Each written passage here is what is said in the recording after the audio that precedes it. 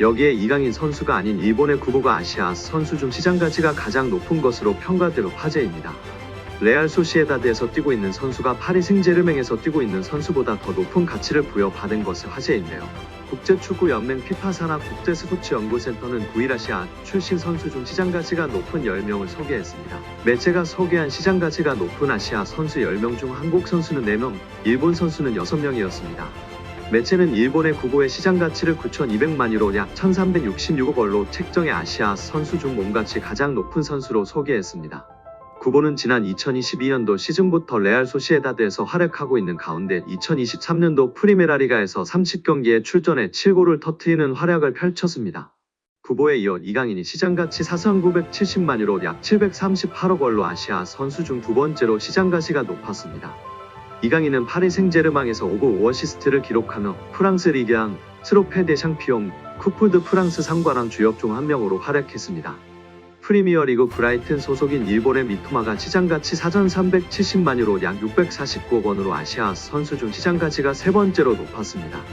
바이에른 미넨 데뷔 시즌에 고전한 김민재는 시장가치 4,060만 유로 약 603억 원으로 아시아 선수 중 시장가치가 네 번째로 높았습니다. 여기에 이강인의 활약에 고무된 김도훈 감독은 공개적인 자리에서 특급 칭찬을 날리며 화제가 되고 있습니다. 지난 9일 김 감독은 국내 매체와의 인터뷰에서 이강인의 이름을 직접 언급했습니다. 김 감독은 이강인은 솔직히 계속 칭찬을 해줘야 하는 선수라며 축구 선수로는 최고의 테크니션이라고 생각한다라고 말했습니다. 이어 오른발, 왼발 가리지 않고 모든 플레이가 탁월하다라며 메시가 뛰는 모습을 보는 것만으로도 영광이라고 느낀 적이 있는데 이강인 그리고 손흥민 역시 동시대에 볼 수 있다는 게 자랑스럽다라고 덧붙였습니다. 그러면서 이강인이 마음적으로 힘든 부분이 많았기에 우리가 그를 보호하고 보듬어줘야 한다라고 강조하며 팬들의 공감과 지지를 받고 있습니다. 이영표 위원은 축구가 편해지려면 기본적으로 축구 선수는 어떤 상황에서든 한 명을 제쳐서 크로스를 하거나 패스를 하거나 슈팅을 할 수 있어야 됩니다. 드리블을 통해서 템포를 죽이는 거는 안 좋은 행동이지만 동시에 어렸을 때부터 사이드에서 특히 1대1이 걸리면 한 명을 제쳐서 크로스를 올릴 수 있는 게 안 되면 축구가 어려워집니다. 드리블을 하게 되면 어떤 선수는 한쪽 밖에 못 가, 어떤 선수는 왼쪽 밖에 못 가, 어떤 선수는 오른쪽 밖에 못 가는데 양쪽을 다 갈 수 있는 확실한 기술이 하나씩 있어야 됩니다. 이강인 선수는 3년 이상 기술을 연마해서 양쪽을 다 할 수 있다고 보여집니다. 이강인 선수는 드리블을 잘하려면 스피드가 있어야 하고 중심이 무너진 쪽으로 치면 중심이 무너지는 것을 몸이 자동으로 계산하여 움직여지게 됩니다. 생각하고 드리블을 치는 게 아니라 연습과 노력 끝에 자동으로 움직여지는 것입니다. 여기서 박문성 해설위원이 덧붙였는데요. 맞아요. 이전에 앙리 선수도 인터뷰에서 패널들이 어떻게 그렇게 많은 골을 넣을 수 있었는지 물었을 때 생각하고 계산하고 슈팅을 때린 것이 아니다. 자연스럽게 자동적으로 슛을 하게 되었다고 인터뷰에서 화제가 되었다고 합니다. 뿐만 아니라 그라운드의 풍우나 천재 소리를 듣던 이천수 선수도 본인이 어떤 드리블을 했었는지 개인기를 했었는지 모른다며 자동적으로 몸이 움직여졌고 나중에 분석하면서 경기를 봤을 때 내가 저렇게 했구나 알 수 있었다고 발언했습니다. 이처럼 세계적인 레벨의 선수들은 계산하고 움직이는 것이 아니라 자동적으로 움직여지는 것 같고 이강인 선수도 보면 계산적인 움직임이 아니라 훈련과 노력으로 자연스럽게 자동적으로 몸이 반응하는 선수인 것 같다고 발언하며 팬들의 공감과 지지를 받았습니다. 이어 이영표 위원은 이강인 선수가 재능은 기본적으로 있었겠지만 훈련과 노력이 없이는 만들어질 수가 없습니다. 또한 이강인 선수의 강점은 드리블도 있고 시야도 있고 정확한 왼발킥도 있고 터치가 굉장히 강점이 있다고 생각합니다. 멀리 볼 수 있는 능력은 킥이 자신 있는 선수들이 자연스럽게 보여주고 나타낼 수 있습니다. 어떤 선수들은 드리블을 잘하는 선수는 자기가 드리블을 보여주고 싶어하고 패스를 잘하는 선수는 패스를 보여주고 싶어하기 때문에 좋은 킥, 멀리 보낼 수 있는 킥이 장점인 선수는 자연스럽게 시야가 넓어지고 시야가 넓은 것처럼 보여지게 됩니다. 어린 선수들에게 멀리 보라, 시야를 넓혀라 라며 가르치기보다는 좋은 킥을, 멀리 찰 수 있는 킥을 가르치면 자연스럽게 시합에서 연습한 킥을 보여주려고 하기 때문에 시야가 넓어지고 넓혀진 모습을 볼 수 있다고 발언하였습니다. 이어 최근 프랑스 언론의 비판에 대해서도 이야기했는데요.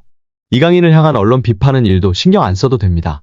한국에서처럼 선수를 비난 잘하지 않는 문화가 아닙니다. 한국에서는 정말 엄청나게 큰 잘못을 저질렀을 때 비난하나 외국은 그냥 막 합니다.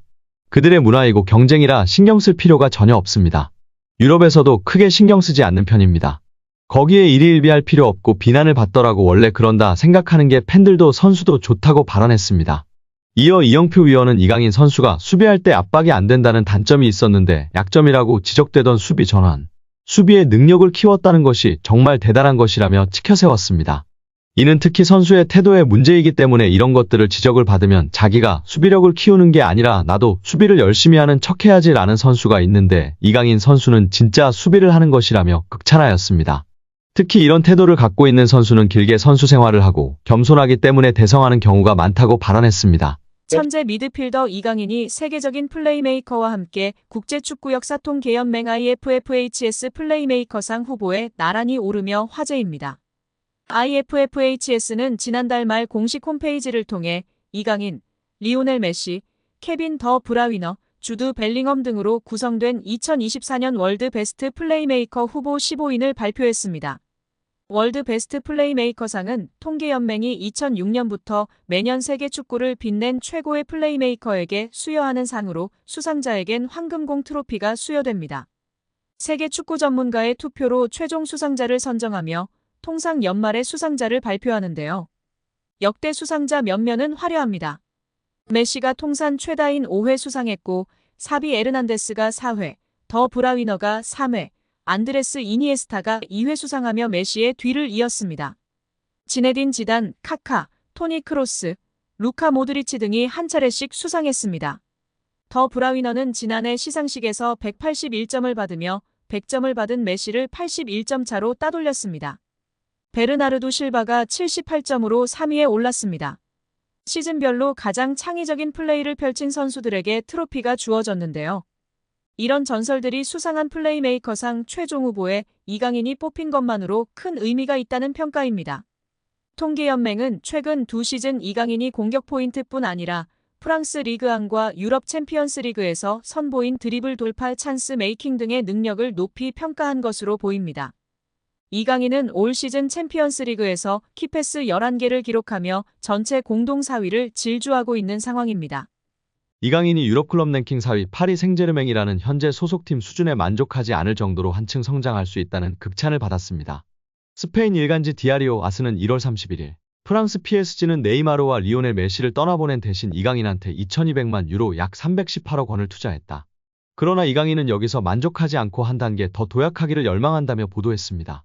스페인 4대 스포츠 신문 중 하나인 디아리오 아스는 당장은 아닐지라도 때가 되면 더 나은 팀에 합류할 만큼 발전할 것이라 짐작하는 관계자가 있다며 소개했는데요. 현재 유럽축구연맹 클럽 랭킹 1에서 3위는 맨체스터 시티, 바이에른 뮌헨, 레알 마드리드입니다. 디아리오 아스는 이강인이 PSG를 전성기 마지막 팀으로 여기고 계속 남을 가능성에 베팅하는 것은 도박이다. 킬리안 음바페가 2024년 여름 이적 시장을 통해 떠난다면 또 다른 거대한 축구 선수가 필요한 이유라고 분석했습니다. 이강인은 2011년 발렌시아 유소년팀 입단을 시작으로 2021에서 2023년 마요르카까지 10에서 22살을 유럽축구연맹 리그랭킹 1에서 2위 스페인에서 보냈습니다. 지난 시즌 마요르카에서는 유럽 5대 리그를 통틀어 네 번째로 많은 드리블 성공을 기록했습니다. 이강인은 지난 시즌 스페인 1부 리그에서 돌파 성공 횟수 2위, 드리블 유효 비율 5위였으며 현재 프랑스 리그에서는 경기당 승점 획득 2위, 90분당 도움 기대값 7위인 상황입니다.